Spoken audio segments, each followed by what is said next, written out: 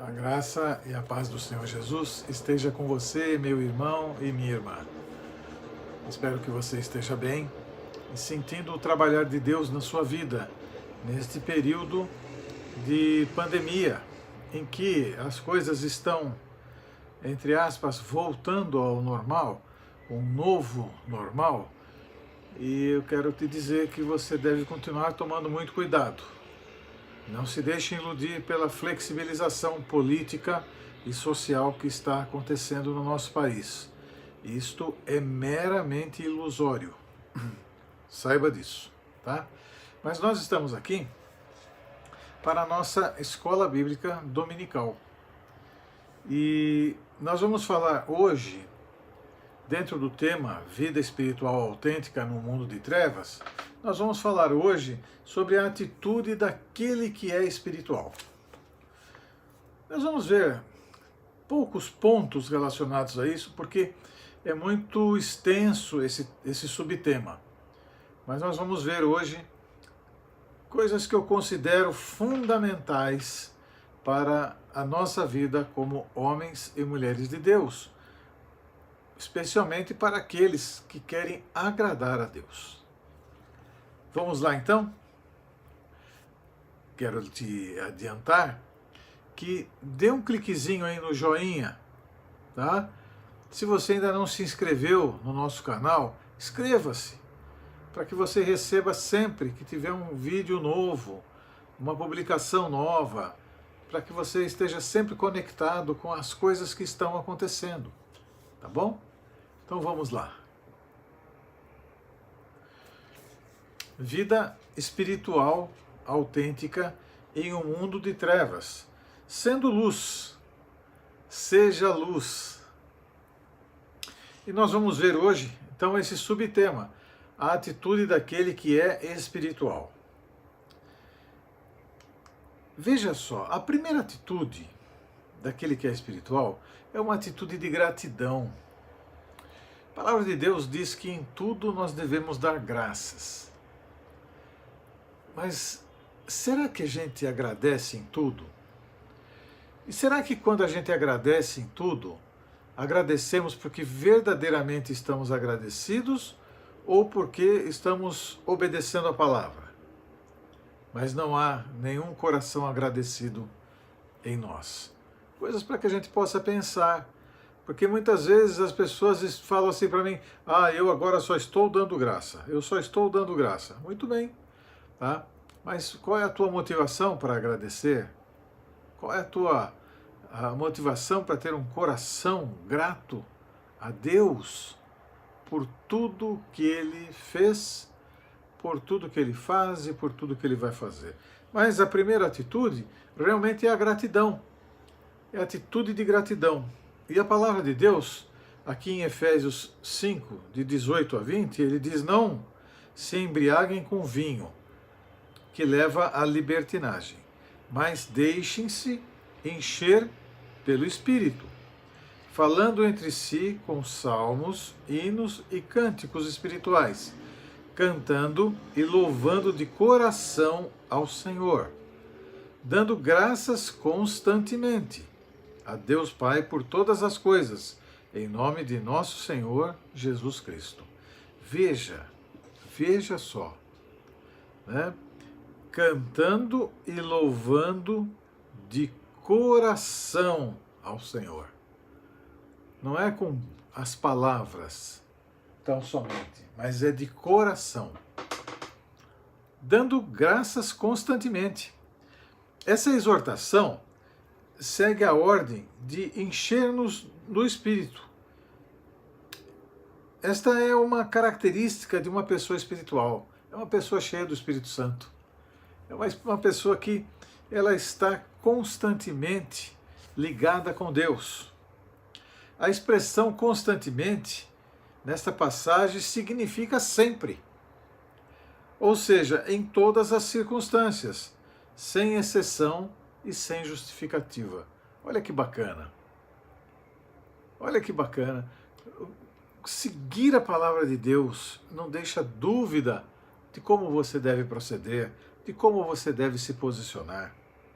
Isso significa que uma atitude amarga, ou uma crítica exagerada, ou um descontentamento que gere sentimentos ruins, não são características de uma pessoa espiritual. Isso não quer dizer que a pessoa espiritual não possa ter momentos em que tais atitudes possam acontecer, porém é algo pontual e não um estilo de vida. Tem que ficar bem claro isso. Não é um estilo de vida da pessoa espiritual, daquele que tem atitudes espirituais, daquele que ele tem uma vida espiritual autêntica neste mundão de trevas. Outro caso é que em muitos momentos a crítica se faz necessária, pois pode ser resultado de discernimento. Mas vale lembrar que palavras devem ser ditas sempre em amor. Sempre em amor. Só assim poderão ser construtivas. O que não é diferente com a crítica. Ao criticar, não precisa destruir a outra pessoa com palavras. Não precisa colocá-la para baixo definitivamente. Não. Você pode tecer uma crítica sem destruir a pessoa, sem abalar a pessoa, simplesmente mostrando qual é a verdade em relação àquilo, a crítica de uma forma amena e construtiva, que ela melhora o ser humano para o momento seguinte e não tira ele de cena, matando suas expectativas.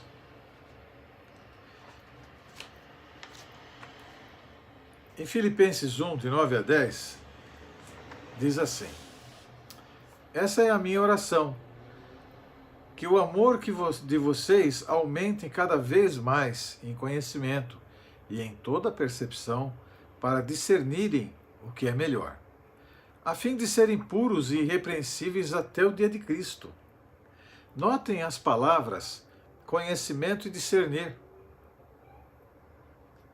Portanto, ser espiritual é ter atitude de gratidão, e ter atitude de gratidão não significa fechar os olhos para a realidade da vida, mas pelo contrário, significa abrir os olhos para realidades ainda maiores.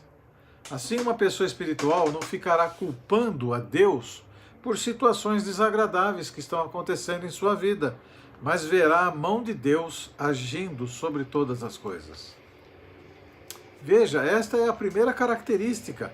É a primeira característica do ser espiritual, daquele que é espiritual, é ter um coração agradecido e ter atitudes de gratidão.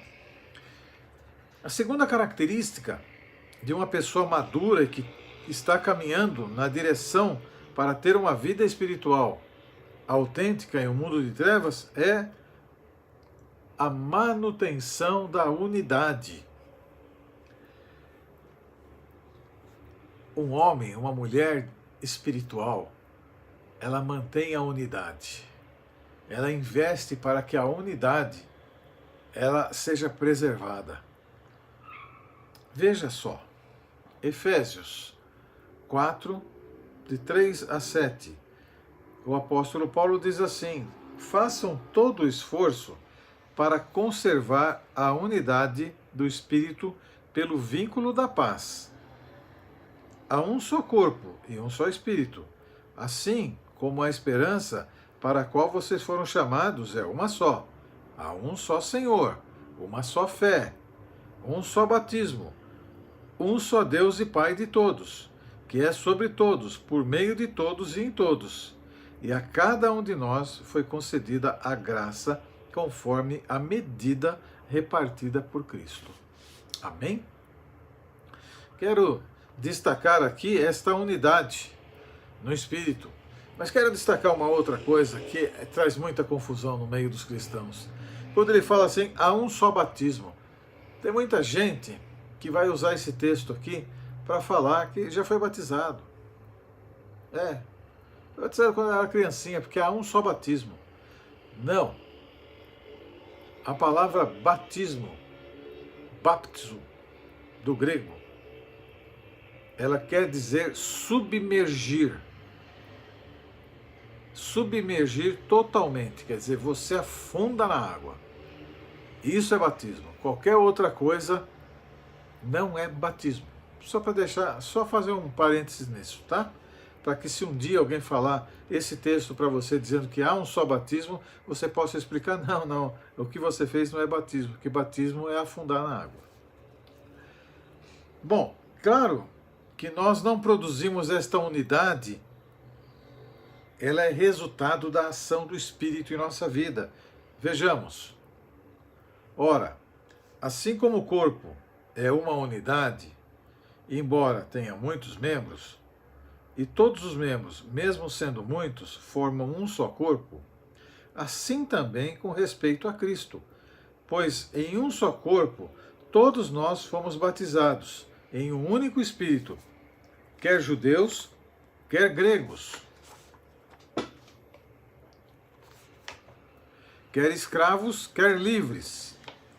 E a todos nós foi dado a beber de um único Espírito. O corpo não é composto de um só membro, mas de muitos.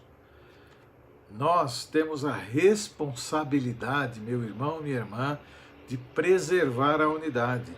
Temos que ter por certo que não é fácil, pois cada um tem uma opinião, sua maneira de ser e fazer as coisas, pois unidade não é uniformidade. Não é uniformidade, pois somos diferentes e Deus nos fez assim, mas para caminharmos juntos com nossas diferenças e mantermos assim a unidade, pessoas diferentes caminhando juntas, se respeitando mutuamente para a glória de Deus, precisamos de verdadeira espiritualidade, verdadeiramente sermos espirituais. Mas eu quero destacar um outro fator com relação à unidade. Você sabia que Jesus orou ao Pai para que nós nos mantivéssemos em unidade? Jesus orou ao Pai. Lá em João 17, ele ora ao Pai para que eu e você, agora, no século 21, nos mantivéssemos em unidade. Veja só. Minha oração, Jesus falando, não é apenas por eles. Rogo também por aqueles que crerão em mim, nós, por meio da mensagem deles, para que todos sejam um.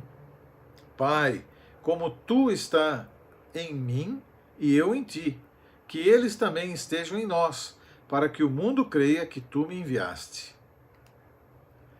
Dei-lhes a glória que me deste, para que eles sejam um, assim como nós somos um, eu neles e tu em mim, que eles sejam levados à plena unidade, para que o mundo saiba que tu me enviaste e os amaste como igualmente me amaste. Jesus orou por nós. Nós nem existíamos, nós nem estava programado para chegarmos na história rapidamente, não. Mas ele já estava orando para que nós pudéssemos nos manter em unidade, que a gente pudesse estar firme nesta unidade, junto, desenvolvendo a vida espiritual autêntica no mundo de trevas e caminhando debaixo da direção do Espírito Santo. O apóstolo Paulo, ele condenou os coríntios pela falta da unidade, pela falta dessa característica. Porque não existia unidade ali na igreja. E Paulo, ele condena os nossos irmãos nesta igreja. Veja só o que ele diz. Com isso, quero dizer que cada um de vocês afirma: eu sou de Apolo, eu sou de Paulo, eu sou de Apolo, eu sou de Pedro, e eu de Cristo. Acaso Cristo está dividido? Foi Paulo crucificado em favor de vocês? Foram vocês batizados em nome de Paulo? Olha que legal, né? Como traz luz para nós com relação a gente falar assim: não, puxa vida, mas eu estou mais com o irmão X, estou mais com o pastor Y, eu estou mais com o líder tal, Ah, porque a pessoa saiu, porque ela não concordou com não sei o quê. Meu irmão, minha irmã, isso é falta de espiritualidade autêntica no mundo de trevas. Isto é falta de conversão absoluta, porque aquele que se converteu, ele não quer que as coisas sejam moldadas a ele, mas ele vai se moldar ao meio em que ele está para a glória do Senhor, para que haja unidade e não uniformidade. Porque quando eu saio de um meio e eu deixo um determinado meio, dizendo um monte de coisas ainda a respeito daquele meio, eu só estou provando que eu sou um imaturo. Eu estou totalmente fora de padrão bíblico e eu quero que as coisas sejam do meu jeito. E não é isso que Jesus fala em João 17. E não é isto que Paulo nos ensina em 1 Coríntios 1, de 12 a 13. Vejamos esses grupos aqui que Paulo fala. Vamos dar uma olhadinha nesses grupos. Olha, o grupo de Paulo. O grupo de Paulo, veja só, proveniente era o mais numeroso, composto por pessoas que que haviam se convertido através de Paulo e se mantinham ligados a ele. Veja, pessoas que haviam se convertido através dele, através da pregação dele, através do testemunho dele, e se mantinham ligados a eles. Não há nenhum problema. Olha, o grupo de Apolo. Apolo eles eram de um grupo convertido através de Apolo também. Apolo era muito comunicativo, muito eloquente.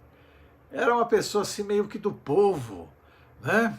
Todo mundo conhecia Apolo. Aí quando ele chegava, e ele cumprimentava esse, ele cumprimentava aquele, ele abraçava esse, ele abraçava aquele, e ele fazia questão de rodar, cumprimentando todo mundo, e aquela coisa e tal e coisa, né? Entendeu? Aquela politicagem tremenda, né? Esse era o Apolo, envolvente.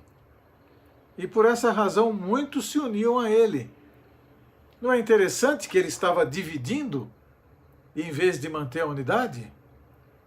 É crente? Quem assim faz?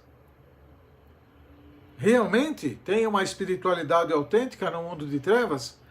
Quem tenta puxar para si a atenção, tirando a atenção totalmente de nosso Pai Eterno?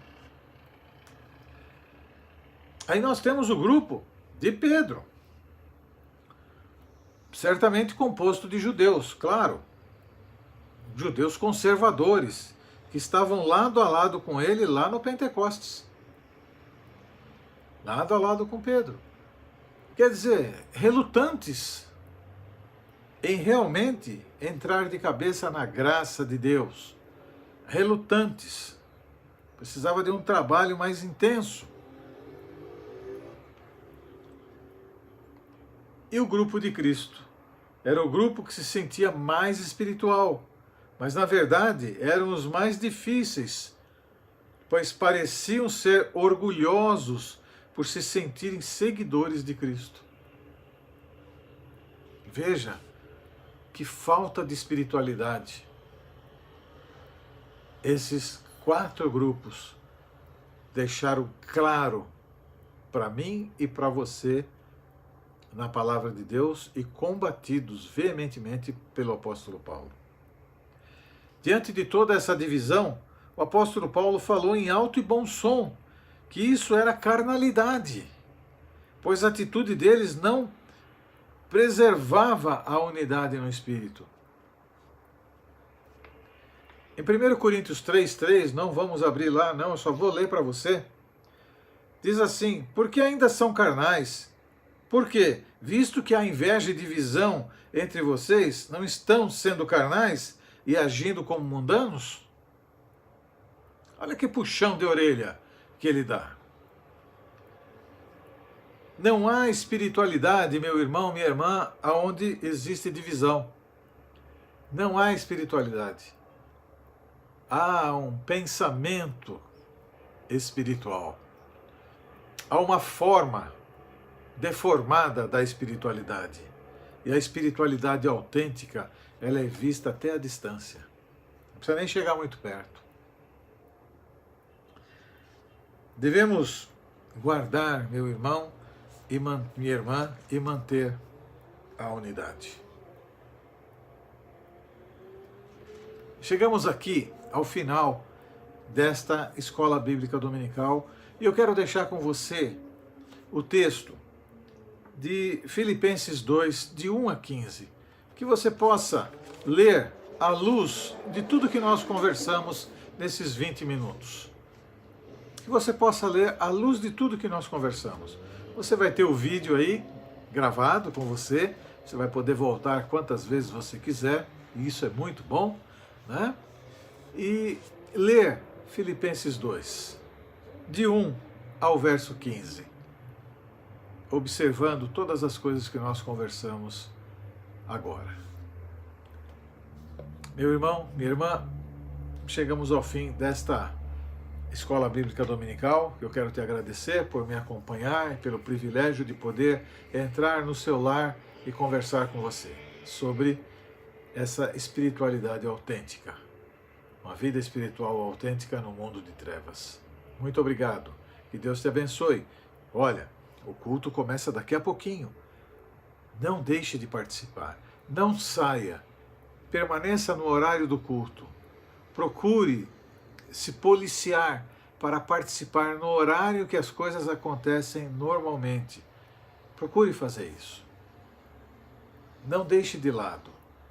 Assuma este compromisso com você, com a igreja e com Cristo, de estar neste horário disposto, disposta a participar conosco.